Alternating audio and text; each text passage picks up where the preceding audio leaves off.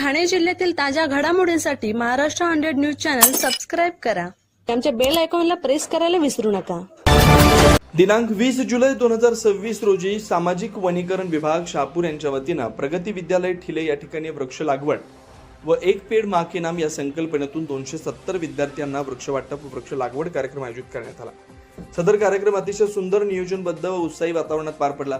सदर कार्यक्रम माननीय विभागीय वन अधिकारी ठाणे श्रीमती बुंगाळे मॅडम यांच्या मार्गदर्शनाखाली शहापूरचे वन परिक्षेत्र अधिकारी विकास लेंडे व सुनील भोंडिवले, सहाय्यक लागवड अधिकारी श्री भोये वनपाल, श्री बेलदार वनरक्षक श्री बाळा आंबवणे, श्री अजय कांबळे डेटा ऑपरेटर यांच्या उपस्थितीत यशस्वी पार पडला.